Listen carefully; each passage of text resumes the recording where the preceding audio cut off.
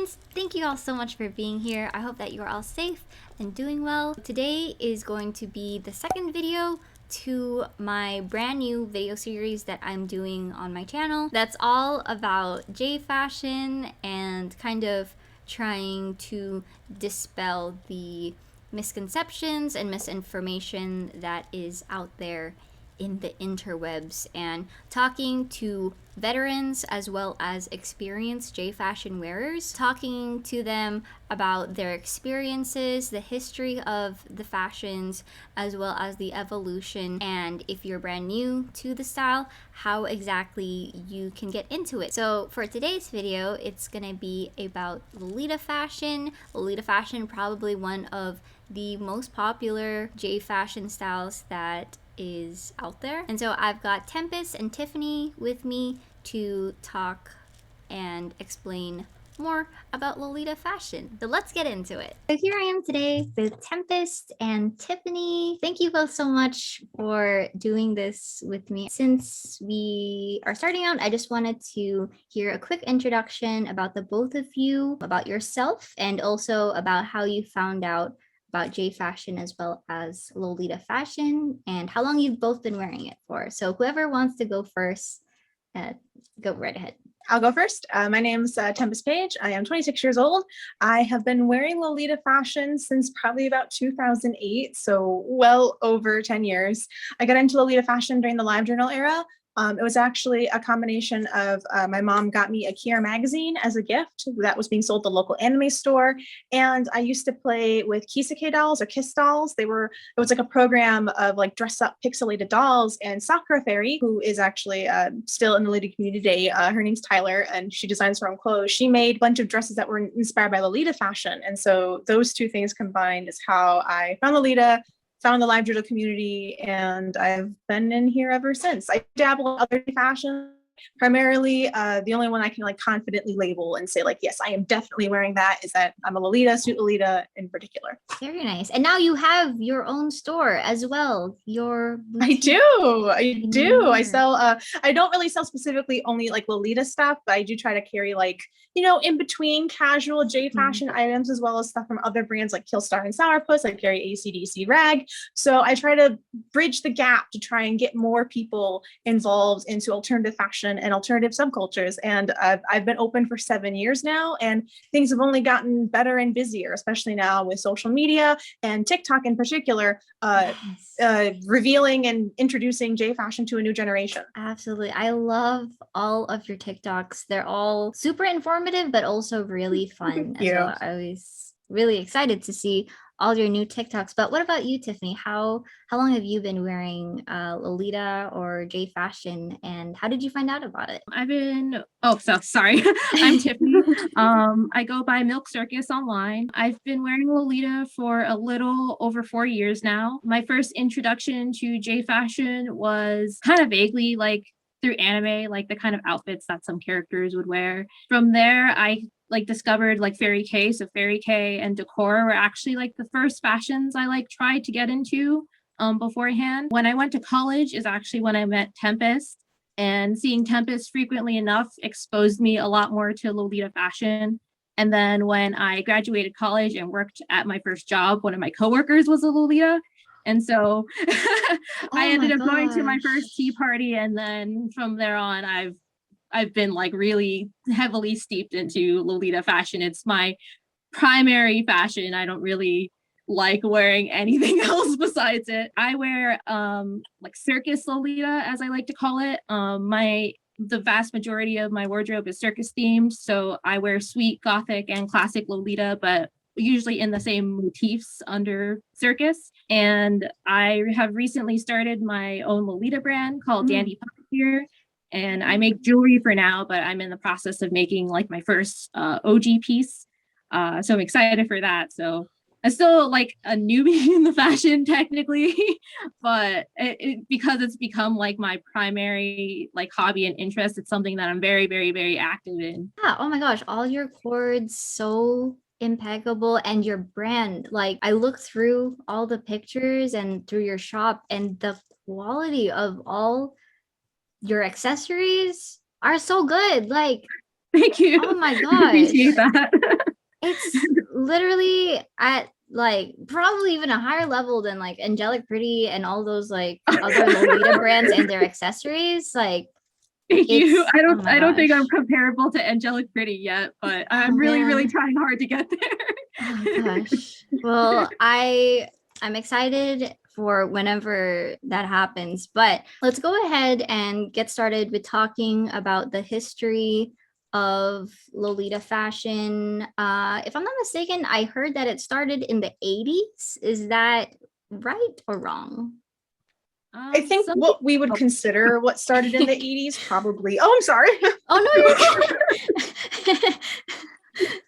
I think like the Lolita that we would say started in the 80s, it really isn't recognizable as Lolita from what like I've gathered and absorbed throughout the years of being involved in the fashion. It kind of evolved from like you have the older brands like Milk and Jane Marple. I think they really were the skeleton of what Lolita fashion would eventually become to be. And then you also have a Vivienne Westwood and her mini crinny line and the rocking horse shoes. I feel like those are like the skeletal components that Lolita fashion eventually grew around. But I think that we wouldn't recognize Lolita fashion as in like, oh, that's definitely Lolita fashion. That cord would be passable today. That probably isn't until like the early 2000s, like around the time the Gothic Lolita Bible was printed. So like 2001, 2002. You know, you were saying that those were the bones to create the fashion. So it was just like a bunch of stuff that came together. And it wasn't just like one moment where one person was just like, okay, I'm going to make this style. It was just a bunch of things that all came together. Is that right?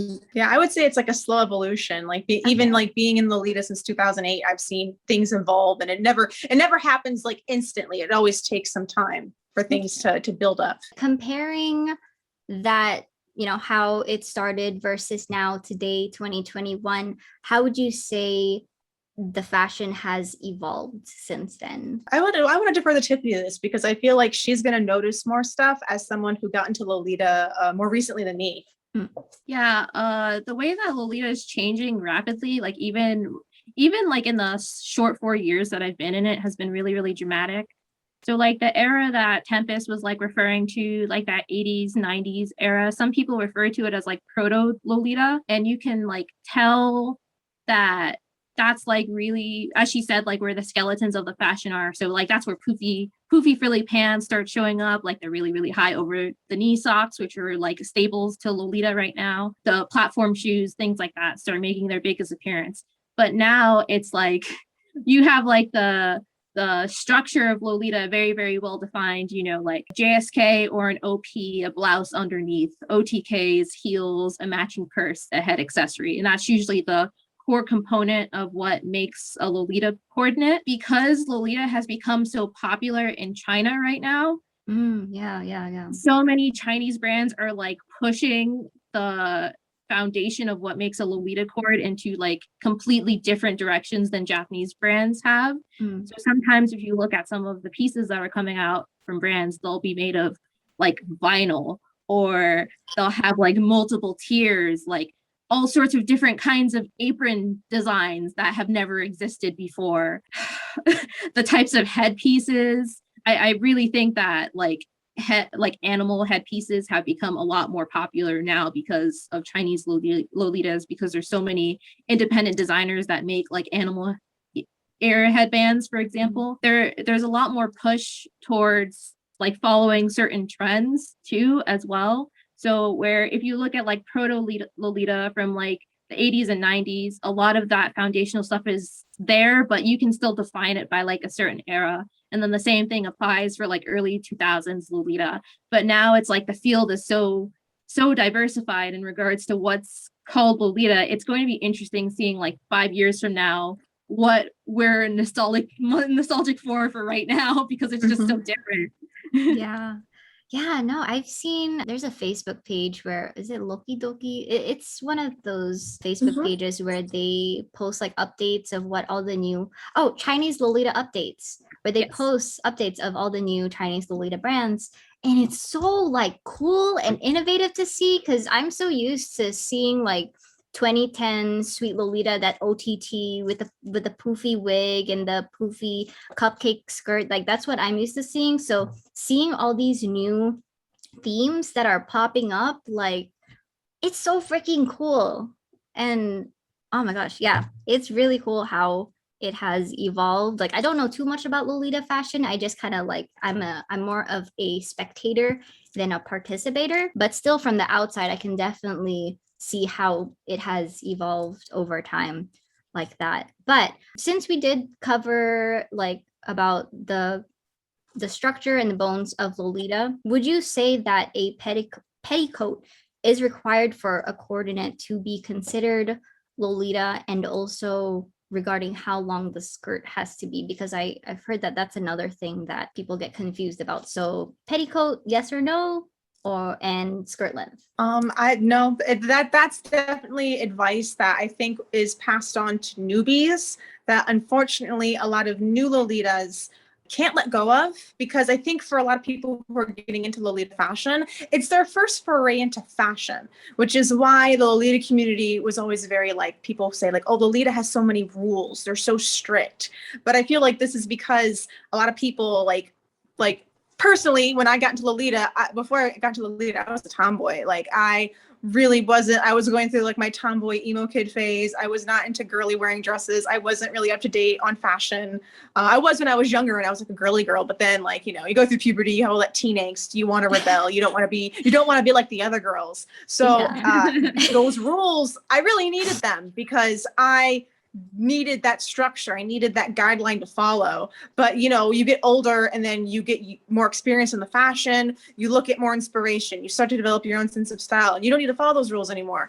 You don't need to follow them as rigidly. So I think that no, you definitely don't need a petticoat to be Lolita, but this is dependent on the dress and the shape of the dress. Like Baby the Stars Shine Bright, their baby doll jumper skirt, very popular. They released it a million times. That doesn't need a petticoat underneath. It doesn't quite have that right shape. And then now, especially like when Tiffany mentioned like one of the like Chinese Lolitas and Chinese Lolita brands pushing the envelope and changing the silhouette, I see a lot of Chinese brands, they have longer skirts, and more gothic brands and classic brands also now have longer skirts. So there's no rigid way to say like, oh, like there's no like strict rule, like this is definitely 100% not Lolita under any circumstances.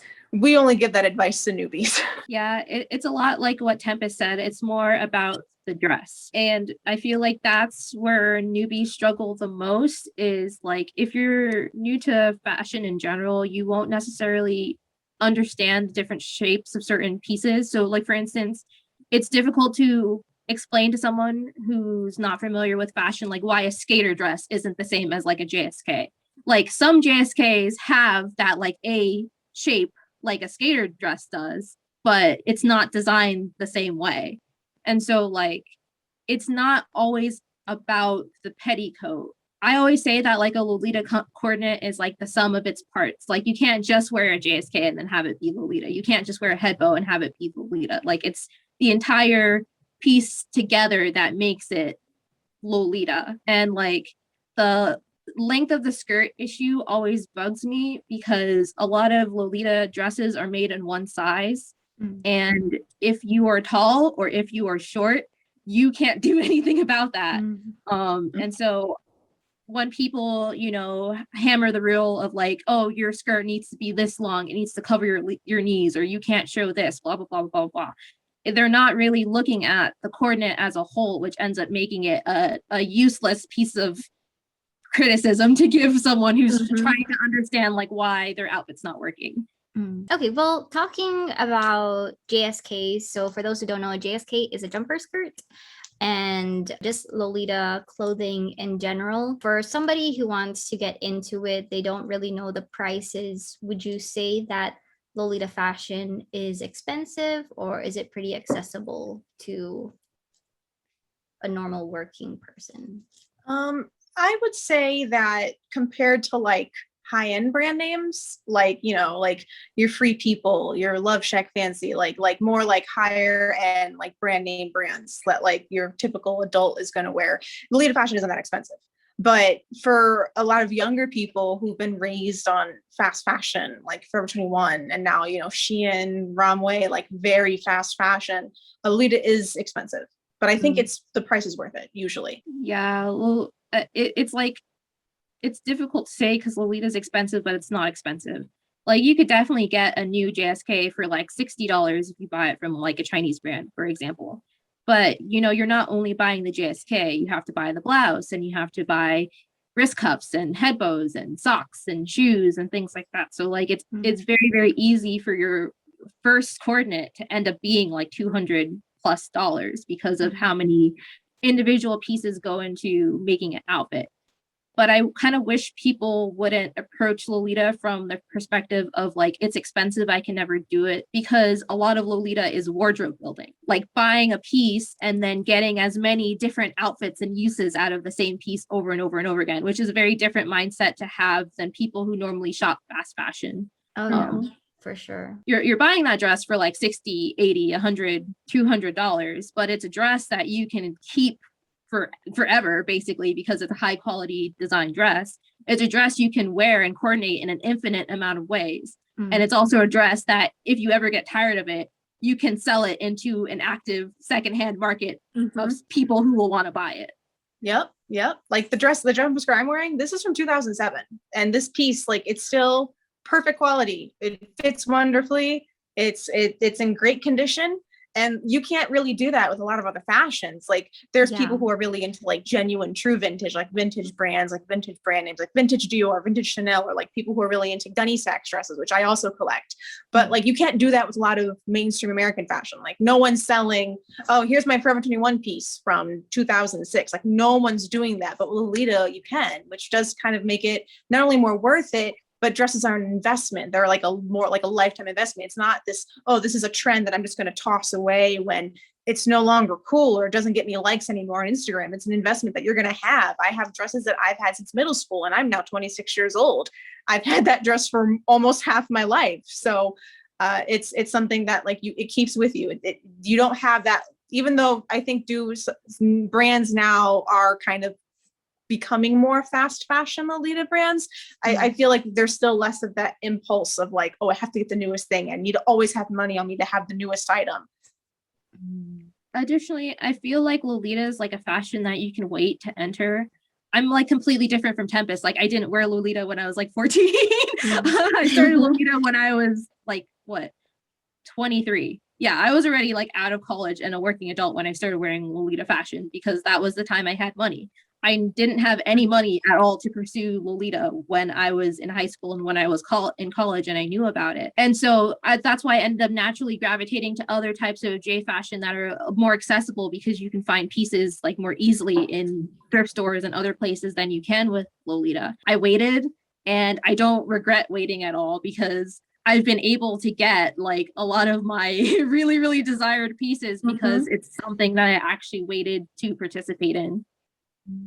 Yeah. And me and Tiff, we've been in the fashion wildly different times, but our wardrobes are probably around the same size. In fact, I'd probably say that Tiff's probably better at like with accessories and blouses than me. So that does show you how more accessible Lolita is now, though. It's easier for you to grow and get a coherent, decently sized wardrobe, whereas like it was harder back then when I was first starting out, and like it is more accessible now, way more. And like Lolita has never been so accessible. So we talked about the clothes itself, but now I want to talk about the name Lolita, because that is probably one of the most misunderstood parts about Lolita that I've seen, even as a spectator looking from the outside, that people get confused about. They confuse Lolita fashion with the book Lolita, and people think that, you know, they're both related, and that people who wear Lolita fashion are trying to look like, you know, the whole book thing. And I know people are so tired of the question, but for people who might be new to it, you know, maybe they might not know, and then they end up spreading the wrong thing. So what is the truth?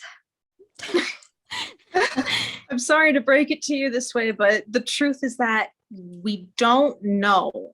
And there's been so many articles and so many think pieces on where Lolita came from and like the name of the fashion. And the truth is that we don't know. I can give my theory, and my theory is just that Lolitas probably just didn't name themselves. I think that it's entirely possible that I think possibly Milk or Jane Marple, one of the proto-skeletal Lolita brands, might have done a collection and called it Lolita. And they could have been referring to the movie, just because a lot of those brands back then, they did take influence from American 50s fashion. It could have been, I think it was probably a tongue-in-cheek thing. And unfortunately, the name stuck. I think most alternative fashion, like most people, they don't name themselves. Like, who named goths? Who named Decora? Like, we can't pinpoint exactly, like, this person came up with this name at this exact time and that's how they got their name.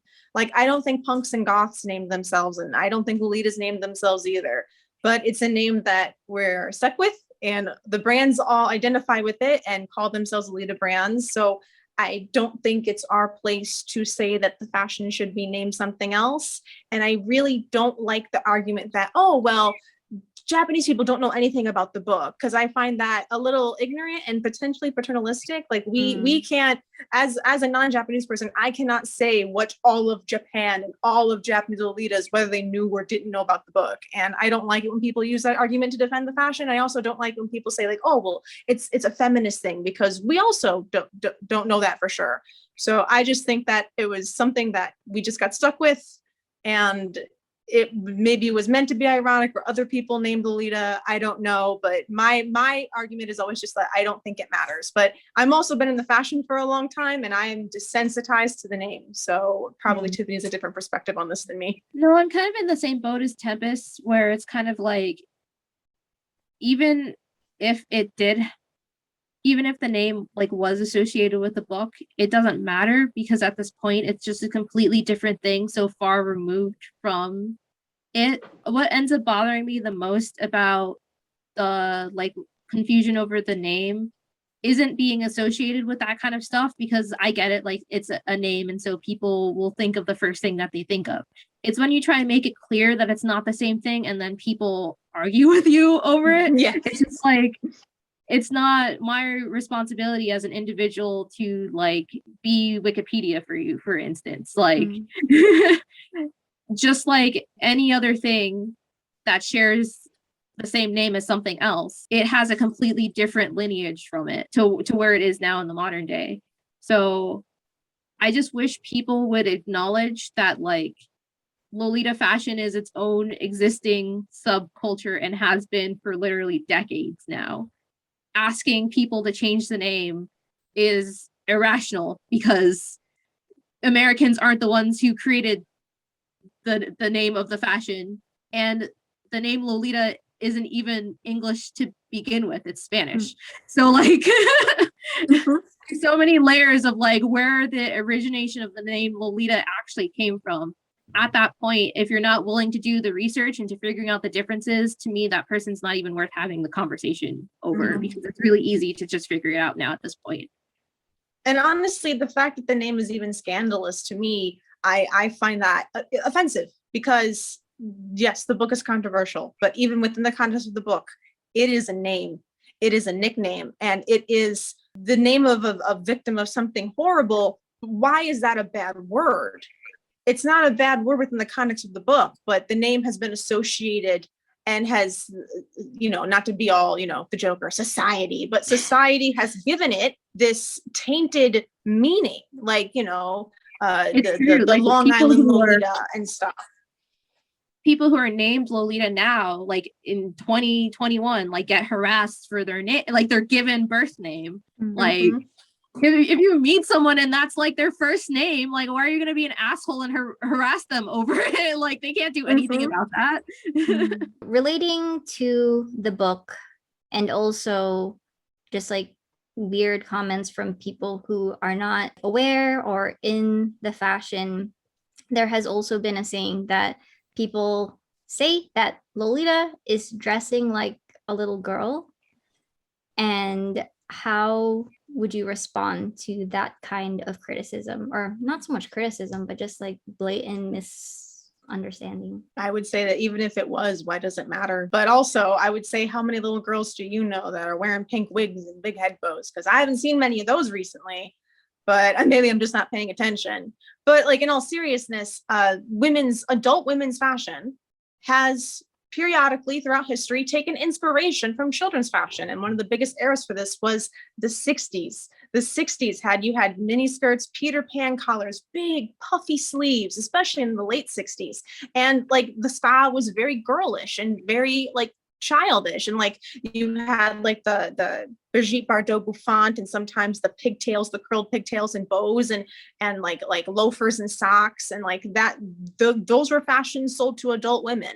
And it's happened before. Like fashion has weird influences, and I don't think that even if like there is a reference of youth in the silhouette of Lolita fashion, I don't see that as a bad thing. We've all been children, and like that's fine. It's not a big deal, and it's just clothing. And I don't think that like people say that as an insult, and I'm just like, okay, but I'm not a child. I'm a grown woman, and this is just clothing that makes me happy. So I don't see why it's a big deal. To me, it's always weird when I hear it, because I don't wear exclusively sweet Lolita. So like how I'm dressed now, like in all black. Like, why would anyone think that I look like a child? It doesn't make any sense to me. If anything, at best, I feel like I look like just a random goth. Yeah. So like the child comparison is just always really strange. And like tagging on to like what Tempest said, like even if you go back like before, children's clothing was modeled after adult clothing. So like you would have children's clothing that was like just little tiny like aristocratic versions of like adult outfits. Fashion's just also always cyclical. Like what is considered good and like what's considered bad like always changes. It just changes even more rapidly now because of social media. And so like this whole like if you're an adult woman who likes wearing pink, so you are trying to look like a child, I feel like is just a temporary stupid fashion trend thing happening right now that will probably pass in a few years once the next thing that adult women are doing to be like children appears. It's definitely depends on what style Lolita you wear, because that like, oh, you're dressed like a child thing, that's really only ever targeted towards people who are wearing sweet or pastels. Like gothic Lolitas especially, they don't usually get that comment as often. I feel like goth fashion in particular is actually more sexualized and fetishized, like, you know, the whole goth girlfriend meme thing. So I feel like you have the two extremes ends of the spectrum. You have the goth girls who are fetishized, and you have the sweet girls who are infantilized. Then I don't know, classical leaders are considered grandmas. I'm not sure. they it's don't really get weird comments like, as much. Gothic is more likely to have like corsets, like fishnets, like super high heels, leather, like a lot of the things that you normally associate with that kind of stuff is usually seen in gothic fashion. And yet I really feel like gothic Lolitas aren't the ones who hear that kind of criticism. I also feel like maybe race has an issue to do with it as well. Like people like to fetishize like races differently. So like someone like me who's Black, like people will look at me and like think that I like look older or like I look mannish or things like that for dressing this way. But someone like Tempest, for instance, will get infantilized because she's paler.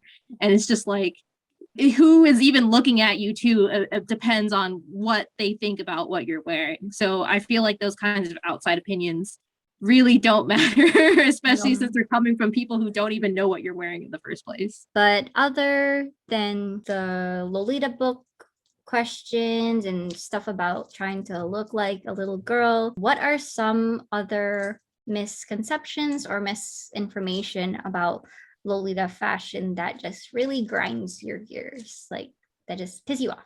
I'll let Tiffany go first. I'll go first. For me, it's definitely the thing that's been making me upset the most lately has definitely been thinking that you can get Lolita in a fast fashion way.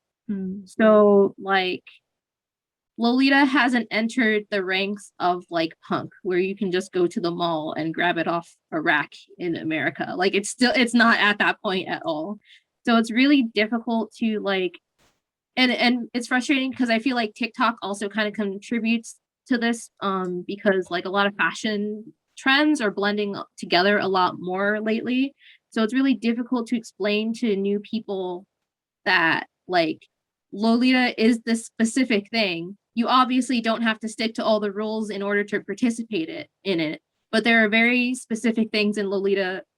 There's very specific things that are not and will never be Lolita, and you can't just like buy it off Amazon and think it's going to work out. A lot of people are used to that convenience with pretty much like everything. Like as recently as like 4 years ago, it was really difficult just to get like cute stuff from Japan. But now if I want like a mini fridge that's pink and has like a cute face on it, like I can just order that on Amazon and get that in 2 days. Like it's really easy to get kawaii culture-based stuff in the United States now. And I think because people are now used to being able to access like their interests so easily now, they don't understand that Lolita's still not a part of the equation, and that you do have to do research and you do have to put in work to figure out how to avoid getting scammed, because that's essentially what's happening. You're getting scammed by someone who is telling you that this is a Lolita dress when it's not.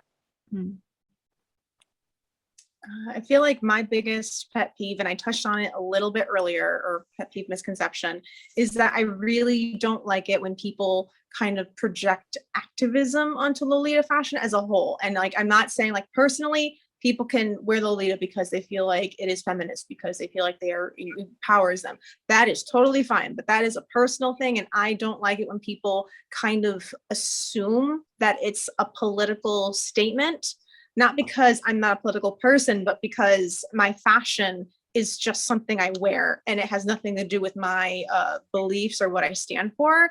And I feel like this comes up a lot when people are saying like, oh no, like, and they have good intentions. Like they're saying like, oh no, Lolita's not sexual. It was made to combat that. And I'm like, that's not true. And we can't really say that, and we can't really judge that. And, you know, you're projecting a political movement, you're projecting these beliefs onto a group of women who like might not have thought that. Like they probably didn't think that. And I don't like that. I feel like Lolita has always been like it like people say it's like, oh, it's not just clothes, but like it is just clothes, but like that's not a bad thing. You could take clothes seriously. I take my clothes very seriously. I take Lolita very seriously. When you get into Lolita fashion, you're really invested in it, and you spend all this time searching for new outfits and searching for new coordinates and making friends with the fashion. But it is just a fashion at the end of the day. And I don't like it when people project that onto it, because I feel like this topic does come up a lot when we get into discussions about Lolita being appropriation. I wonder if people maybe might have gotten confused with Gyaru. Because talking to the Gyaru gals earlier, they were saying that Gyaru is kind of like a feminist movement because they were trying to rebel against, you know, the Japanese beauty standards. So that's how it was born. So I wonder maybe there was some kind of like, they thought that all J fashion is like that. And so they're like, yeah, you know? A part of me feels like Lolita does have its birth in feminist ideals, because you can read stories of like Lolitas who were street harassed, like the first times that they started wearing Lolita, like they would get attacked or like spit on or things like that. And so, and if you read like poetry by like some of the first people in it, like they make it very clear like their motivation for wearing Lolita is about individuality. But it's hard when you're trying to think about intersectional feminism, because like for instance, most Lolita is like one size, like right there it's like you have to fit a certain image. A lot of people in the West use Lolita as like a armor to cast like a mean girl persona onto themselves. So you have a lot of people using Lolita for really, really anti-feminist motivations really easily because of how the fashion is designed. So it's like frustrating, because it's like you can tell that like Lolita is born out of a place of like rebellion and individuality, but like in practice it really does like foster a lot of horrible behaviors in people.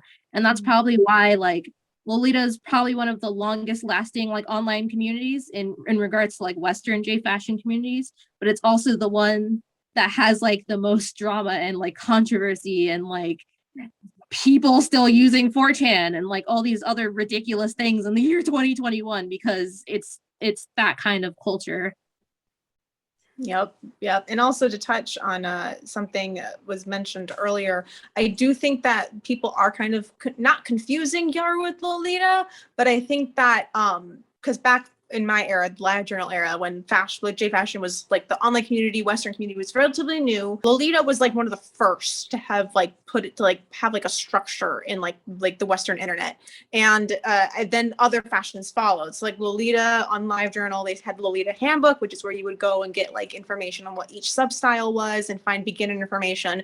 And then those were all on live journal, and then other communities followed. So then there was the Gyaru handbook, the Decora handbook, the Fairy K handbook, and they all just kind of like had similar structures and tried to like kind of copy like Lolita's thing of like, oh, here's our rules, here's a basic Lolita outfit, here's the do's and don'ts, and like you really can't do that with other fashions. And I do think that's why people think like, oh, well, if Yaru was formed this way, so Lolita must be formed the same way either, when they are not. They have totally different origins and formed in completely different ways and completely different eras, and it's not the same. Yaru is very much more community and personality based, whereas I feel like Lolita is always kind of just been like fashion and people following the brands that they like.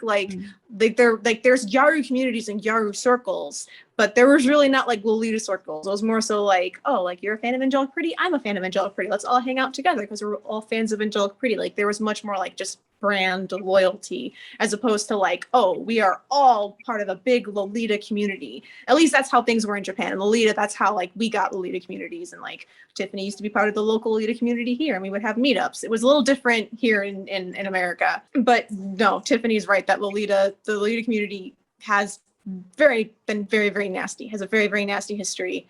And I mean, all online communities and hobbies do have that aspect to them, but with Lolita, it was always particularly insidious, and it's kind of only gotten worse now that with social media, I feel like there's more of a pressure to be like even more like presentable and conventionally attractive, and I feel like that's kind of made things a little bit worse and nastier in a way. And people are also much more like open with information online. Like people use their first and last names, and it's a lot easier to dox people now, and it has kind of gotten worse. And people do all this under the veneer of like, oh, I'm wearing Lolita, this is a feminist fashion, I'm doing it for myself. And it's there's a dark side to it, unfortunately. That's a lot. Oh gosh. Yeah. Oh my goodness. Well, if anybody wants to get into the fashion after learning all of this, they love the fashion, they're very interested. And I wonder if the both of you have gotten this question before from newbies, and it's that, can anyone wear Lolita fashion? Like, let's just say they were non-binary and they wanted to wear Lolita fashion, or they don't live in America and they want to wear Lolita fashion. What would you say to them? I'm going to defer to Tiffany for this one. Anyone can wear Lolita fashion. Anyone can wear Lolita fashion. There's no restrictions to be able to wear Lolita fashion. This actually kind of ties back into the previous thing that we had been talking about in regards to like people being anti-feminist with Lolita fashion. Like anyone can wear Lolita fashion, but there is an attitude in the community that treats it as if everyone shouldn't be allowed to wear Lolita fashion. I'll elaborate in the sense of like, first of all, a lot of Lolitas will assume that everyone who wears Lolita is female. And you can see that in groups, like sometimes people will refer to everyone as ladies or something like that. Already there's like this female-oriented space, which I mean isn't bad. Like Lolita's probably one of the only, if maybe the only like fashion type that's like the brands are entirely dominated by like women designers.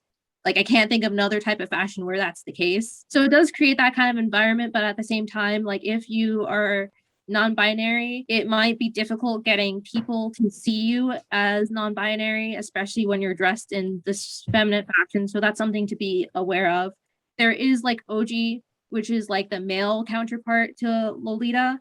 A lot of non-binary people do gravitate to that fashion because it's like more masculine, but the reason why I created my brand is because OG is really size restrictive. Like most OG that gets created fits like a really small proportion of people. And so like it's still like not like the like best option, but it also does exist. So that's just something to be aware of if you are non-gender conforming entering Lolita. Like, just be prepared that it's an environment in which people will probably treat you like you're female until they learn otherwise. Another thing is sizing. um Sizing is the big one, and it's like a huge controversial topic. Like, I've talked about this at length, like I've talked to my friends about it. Pretty much like most Japanese brands do not acknowledge a bust above 98 centimeters. And so if you have a larger bust size, it's going to be very, very difficult finding pieces from brands in Japan. And that's like the unfortunate reality. And a lot of them aren't changing their business practices and have actually gone backwards in some of that. So that's why it's like, if you are like above average size or plus size, look towards Western brands that are like making like inclusive size pieces, because anyone can wear Lolita. It's just not everyone can wear Lolita from every single brand unless you get it altered, because everything is one size. And that's something that really, really sucks about Lolita in comparison to other J fashion. Very difficult to find things that just like fit you in a comfortable way. Let's see. I cover gender and sizing. What else in the anybody can wear? I know I said if anyone outside of America, but I messed up. I actually meant anyone outside of Japan could wear Lolita, because I feel like that's another thing that has been brought up lately a lot on like TikTok, where cultural appropriation thing with J fashion in general. So yeah, You can definitely wear Lolita outside of Japan. If anything, China is like the place where Lolita is like popping off right now. It's kind of insane thinking about like how many people in China are wearing and making and designing Lolita. It's very fascinating how popular it is there. Regardless of where you are, you can wear Lolita. So like, we're located in America, but there's communities in Europe, in different parts of Asia. Specifically, I know that there are Lolita coms obviously in China, in Korea, in Taiwan, and then Japan. I know have like Lolita brands that have traveled and sold places. I don't really know that many brands out of Africa, but there are Latin America brands too. There are some brands in Brazil and Mexico specifically that I know of. Yeah, no. Can anyone wear Lolita? Absolutely. Anyone can wear Lolita. No one is gonna, you click add to cart and Angelic Pretty. No one's gonna come through the computer and slap you. Like, anyone can wear Lolita, but unfortunately, for some people, it's not gonna be as accessible. And you're gonna have to ask yourself, like, do I want to put myself like through the extra effort to have to look for more size inclusive brands, or look for brands that ship to me easily, like, and that does require like effort, and for some people like it's not the best for their mental health, and that's fine. But absolutely anyone can wear Lolita. But some people are going to have a more difficult time in the community, because like we said earlier, the community can be very nasty. This community is not exempt from being misogynistic, racist, transphobic, homophobic, and ableist. Like, Lolita is not, it's in society, and like, unfortunately, the same societal ills that exist within mainstream culture, Lolita is unfortunately not exempt from it. So yeah, anyone can wear Lolita, but unfortunately there are some hurdles that you might have to face, and that might just require like taking time to yourself, taking care of your mental health, and following creators that look like you, following non-binary creators, trans creators. There's Lolitas out there that are trans, non-binary, plus size. Like, there's a community out there. You just, unfortunately, you might have to search a little harder than others to find it. And as for like the cultural appropriation issue, yeah, anyone can. I can't say whether or not like every person in Japan is okay with foreigners wearing Lolita. All I know is that Angelic Pretty has a store in California and they ship to America. They have a store in Paris. Lady Starshine Bright has a store in California. These brands are actively targeting an overseas audience, even if they might not always be accommodating to an overseas audience. They still want our money at the end of the day. So they're selling their clothes to us, and if they're selling it, I'm gonna buy it. Yeah, the brand Metamorphose specifically has visited America several times, and they took direct feedback from people in the US in regards to sizing.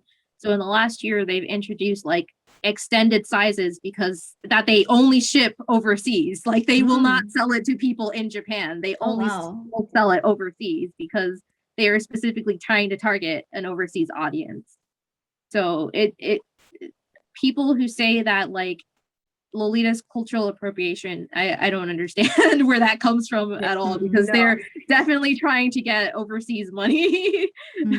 If someone were wanting to try wearing Lolita fashion, what advice would you give them to start, and how would they find other people who wear the style as well? I would say to coordinate advice to like a current generation of Lolitas, I would say look for a local community and follow people whose style that inspires you the most. I actually don't really recommend Ruffle Chat anymore, only because I feel like Ruffle Chat is the Lolita like hub on Facebook where all the conversation happens. I don't really recommend Ruffle Chat anymore just because it is mind-numbingly boring, for lack of a better term. It is the same conversations, the same questions 8 years later, stuff that we debated like when I was in middle school on LiveJournal. Like this issue has been closed, we made a decision, and no, we're still debating it on Facebook years later. Like it's not necessary. It's not going to help you out. You can look out. There is like a Big Sisters of Lolita fashion group. I'm not a member of it, but I know that group is specifically targeted towards newbies. But I would say, follow, like, there's Lolita YouTubers out there that are good. Follow people on Instagram whose style that you like. And, you can ask people, like, try to be polite about it, give them time. Like bigger creators, people with more of a following, like it might take them a while. Also, like, try to think of something specific. Don't just say, oh, tell me, where do you buy all your clothes? Think of something more specific, like, oh, where do you get this dress? Or like even asking someone how they got into Lolita fashion, or like, hey, what pointers could you give me? That's a much more conductive question than just tell me where you got everything, which unfortunately on TikTok, like me, and I'm sure you too also get a lot. Oh my gosh. I was gonna say, look into making a capsule wardrobe, like, really focus on like what kind of wardrobe you need. Think about how to get the most amount of outfits out of the least amount of items, because unfortunately now that's the problem I have, because I feel like my wardrobe is very unbalanced. I don't have a lot of versatility in my wardrobe, and I'm now trying to play catch up, getting more boleros and blouses and socks and shoes and stuff that makes my wardrobe more versatile. Whereas when I was younger, all I cared about is like, get the dress, just get as many dresses as possible and worry about everything else later, which doesn't make my wardrobe very versatile. So you want to have a wardrobe that you can wear very often, that you can wear lots of different outfits in, that you're not going to get bored with. So yeah, look at capsule wardrobes. Think about like what colors look good on you, what colors you feel good in. Don't try to buy like, oh, I'm going to buy honey cake because all Lolitas have honey cake. Like, think about, do you really like it? Do you really want it? Are those colors going to look good on you? It's going to feel good on you. Approach it as a fashion and not as like a trend that you need to be on right now. For me, part of the reason I was able to build my wardrobe to the size it is now in like such a short amount of time I've been in the fashion is because I've been themed focused. I usually do not buy things outside of my theme. And because I follow my theme, I usually buy things in the same color palettes as well. So it's easier for me to match stuff. So anyone starting out, I really want them to think about that. Like, what are motifs that I like? What are colors I like? And then, like Tempest said, building a capsule wardrobe and actually trying to like make sure you have a bunch of cohesive things that go together. And then once you feel comfortable enough in the fashion, branch out into other styles that you might also be interested in within Lolita fashion. I'm kind of a different opinion in regards to local communities. I feel very fortunate I was able to be in the same community as Tempest, because like Tempest and I are good friends. Like, I loved everyone in my community, but sometimes communities can be negative spaces to be inside of. Usually they're Facebook groups and they usually have specific mods. So if you end up having any issues with the mods, it can be a problem.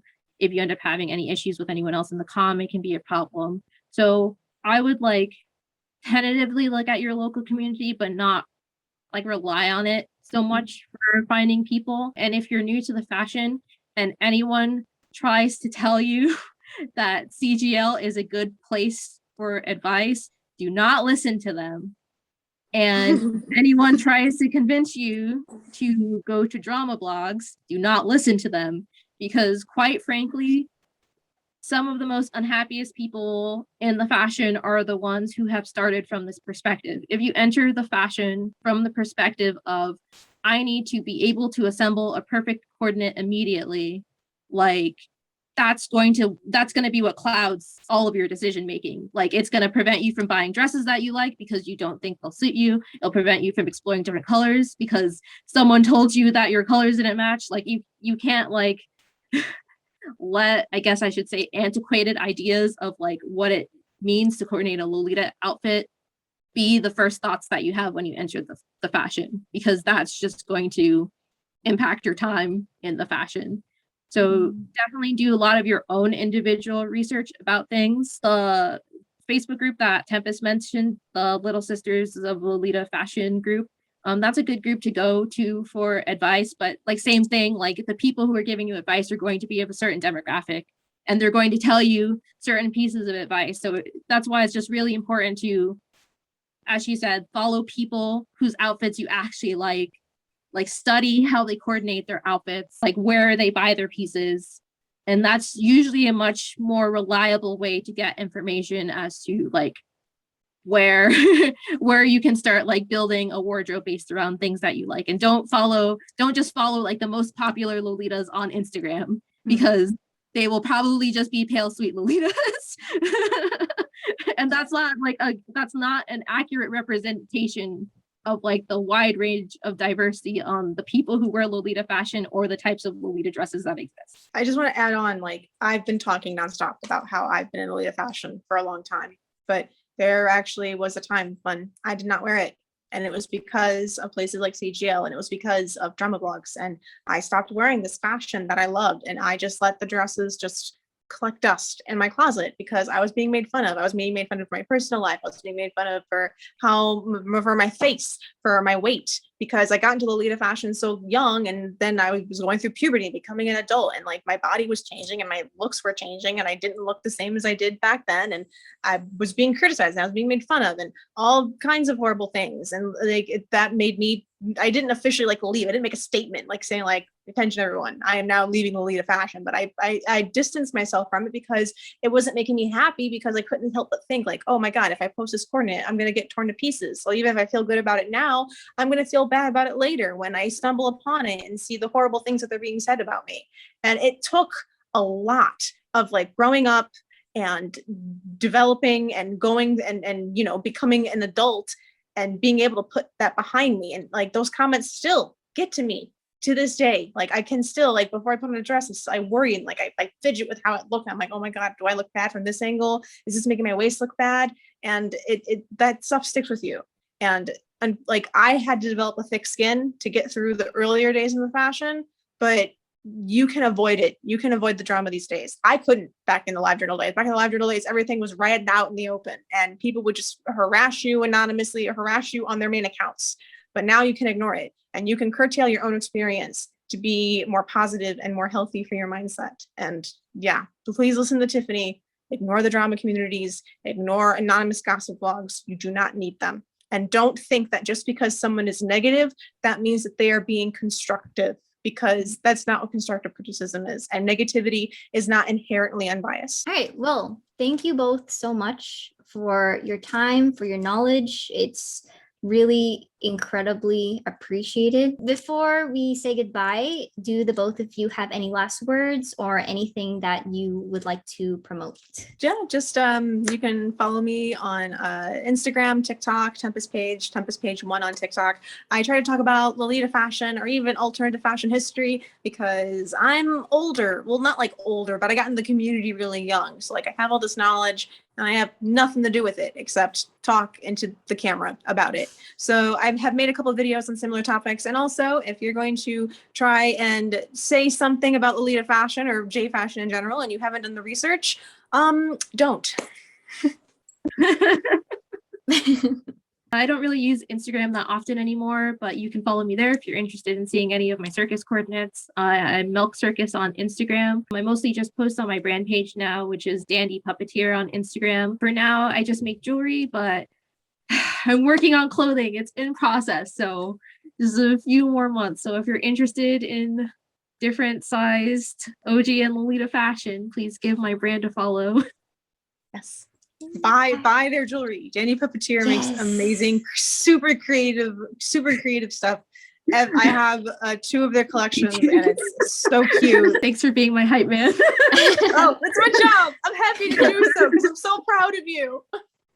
Thank you. Well, I will definitely be linking both Tempest and Tiffany's socials and both their shops in the description. I'll also try to list like some resources for anybody who is new to the fashion and is wanting to get into it. But yeah, thank you both again. And bye-bye. Bye, everyone. Bye.